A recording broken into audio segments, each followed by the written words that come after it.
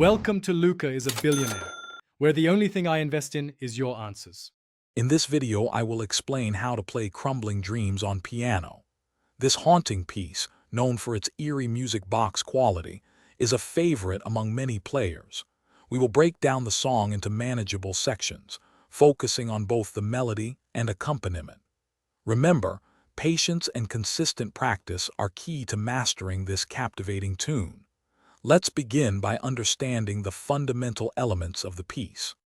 For the right hand, begin by positioning your hand 2 octaves above middle C to capture the song's signature high-pitched sound.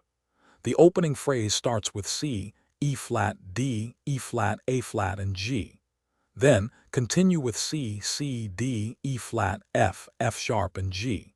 Focus on playing these notes smoothly and with a light touch to achieve the desired music box effect. Practice this section slowly until it feels natural. The left hand provides the harmonic foundation, primarily using chords such as C minor, D major, and D minor. As the song progresses, you will encounter G major and B diminished chords, adding to the piece's unsettling harmony.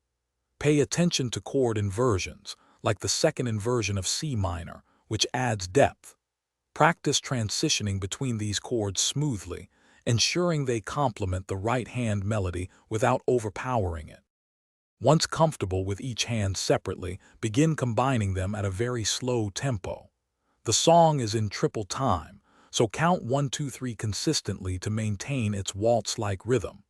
Pay close attention to synchronization, ensuring both hands play together precisely.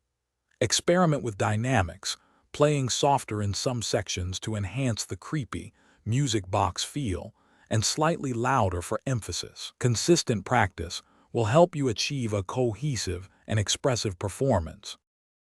Thanks for watching and please subscribe. It's the best investment you'll ever make.